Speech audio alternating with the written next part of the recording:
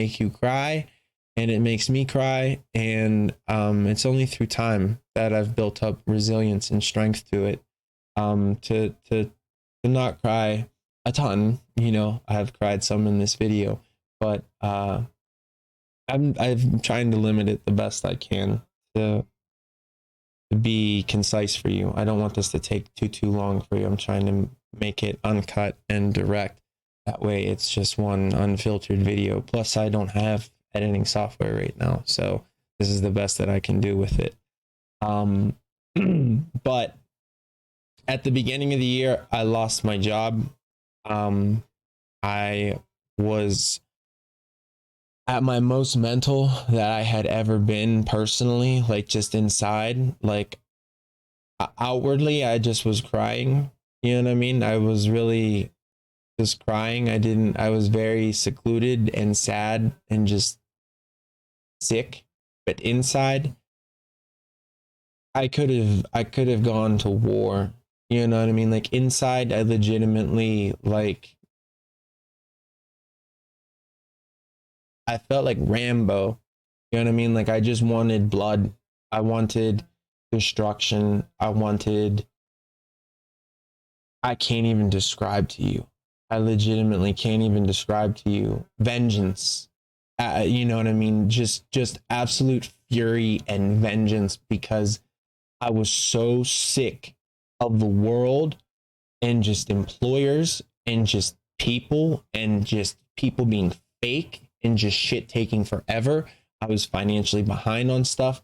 I was trying to get a raise at work. I was an extremely good employee. I was fucking always there. I was reliable. I did my work right. I was respectful to people. Anytime I needed to communicate something, I tried to communicate it on a quiet manner and usually like via written or whatnot, so I didn't create a scene with things. And I was made out to be a fucking villain because I was like anxious that I had to wait close to like 2 months for a raise that I had written for legitimately like at the end of 2019, and it was still like going into 2 months worth of 2020, and I still had yet to see the raise while my finances were still continuing to be further and further behind with things. I lost my job. I talked to a counselor and a doctor because my physical and mental conditioning was worsening to the point that I was losing my fucking mind, crying, and I was freaking out. And like I said, I wanted vengeance, and I can't I don't I can't describe to you the rage. I don't want I don't want to even channel it for a moment here because it it's it's it's it's like venom. It's like absolute venom. And I talked to a counselor or a therapist or whatever the hell you want to call her, and she said, I recommend that you hospitalize yourself. Like go to the emergency room and hospitalize yourself in the psychiatric treatment or whatever. That she told me they would only be overnight, but when you hospitalize yourself, it's 72 hours. So just be prepared for that if you go. It's going to be 72 hours. I have never, ever, ever wanted to take psych meds relatively because my mother took a slew of medication and was still an absolute like fucking menace to me and caused how much like different turmoil and detriment to my life that I never really wanted to touch prescriptions. I wanted to figure out what my issues were myself, and I didn't even want to necessarily have to go to doctors because I really didn't believe in doctors all that well because I feel like they don't really relate to you all that much. They go to school and they learn these things and they talk about this stuff and they come from whatever sort of life they come from. I'm sure there's doctors that have come from struggles, but it seems like there's a certain transition point that people just tell you like, oh, it's okay. You'll overcome it. It'll be fine. Don't worry. And like, I know I'm trying to tell you like, yeah, you'll overcome it, but I'm trying to give you a firsthand like experience from somebody that's like, I do hate that shit when they tell you it, but there is a certain level of truth to it, but it takes a certain level of realism for people to relate with. You know what I mean? Um, so like um, for me, uh, I went to the hospital, and they wanted to give me some medication, and I told them that I want the lightest possible medication that I can have. I don't like meds. I don't want to feel spaced out or hooked or nothing with stuff. I just, the lightest you can go. I guess I'll try some meds to see if they'll help me with things. You know, um, I really wanted to get out of the hospital. I took the meds. They made me feel weird. I don't like taking medication all that much. I feel like through rest and proper management of your thoughts, management of your actions, and management of your chemical response, and like I said, a lot of rest. Often, if you can't find a way to feel the way you need to feel, if you sleep, sometimes it makes it easier. You know what I mean? I know sometimes you feel like, oh yeah, I got shit to do. I don't have time to sleep. But truly, if you just take some time to sleep, reset, sleep, reset, sleep, reset, just keep doing it for a little while. Eventually, you'll start to find things in life that you enjoy again.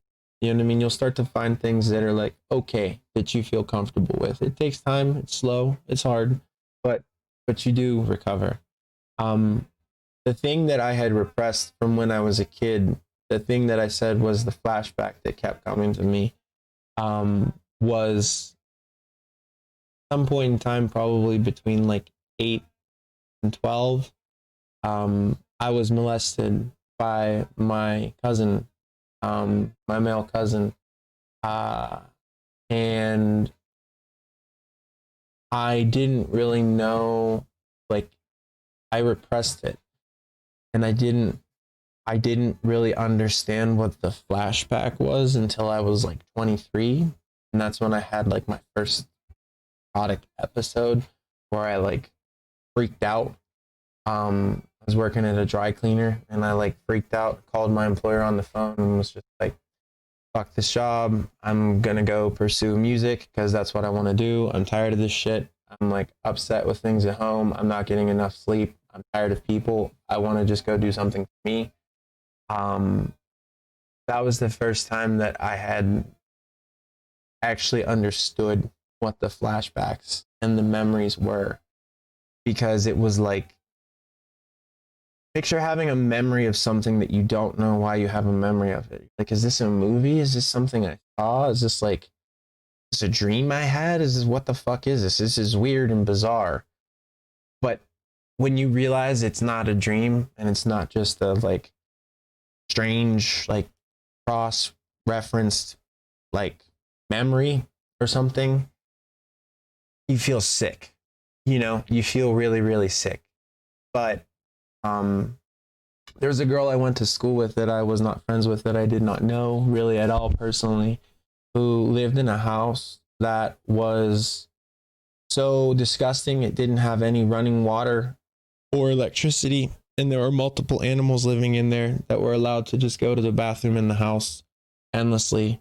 And there might have been like a couple other kids that lived there, and the father and maybe his brother were sexually assaulting the daughter, up until like the age of probably 13, 14, whoever knows how long, I think.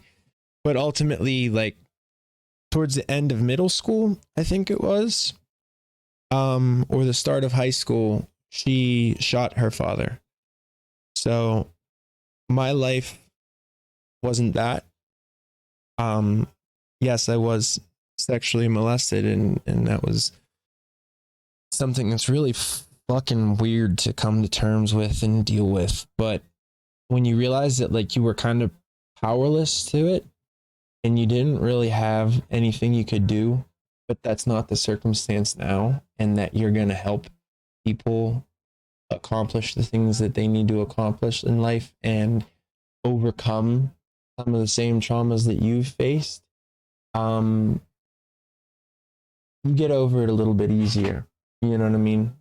Like, if I can't overcome what I went through, how the hell she's supposed to overcome what she went through. And the hopes is for people to be able to enjoy life, right? So to enjoy life, we have to be able to overcome traumas and things that hurt. We got to find new ways to get past it, new avenues.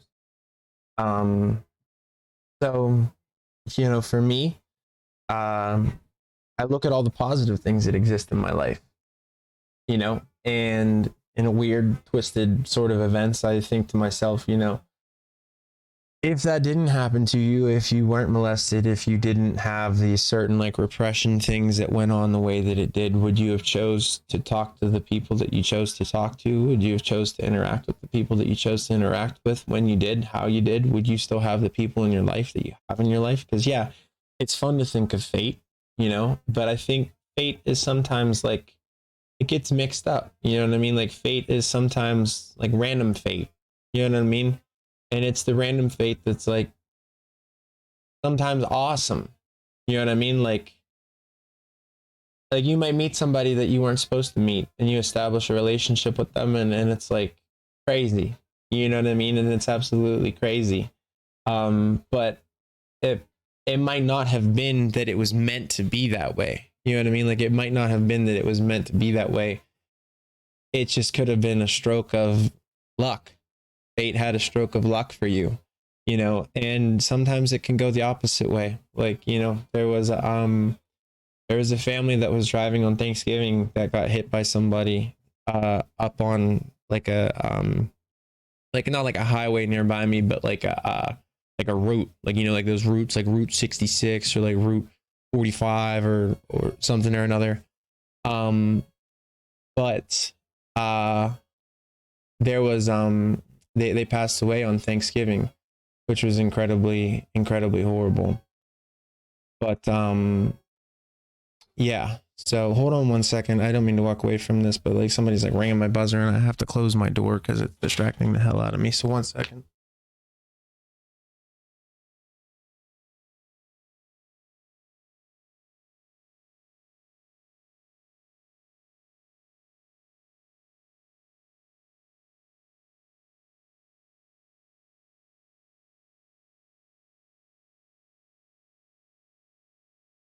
But yeah. So so I am back. But yeah, I'll have to make another video because that's actually my grandparents. I think it's Christmas Eve, so they're probably just trying to drop some stuff off to me real quick on the fly. So thank you for watching. I don't mean to cut this short so awkwardly like this, but sometimes like life happens like that or whatnot. I stream on Twitch, same username, Revival. Feel free to stop by at any time. Thank you so much again for watching this video, and I'm so sorry for the impromptu disappearance with it or whatnot. Merry Christmas to you if you happen to catch this before a holiday, and I look forward to maybe catching you in my stream and, you know, supporting you further. Take care and bless. Thank you so much.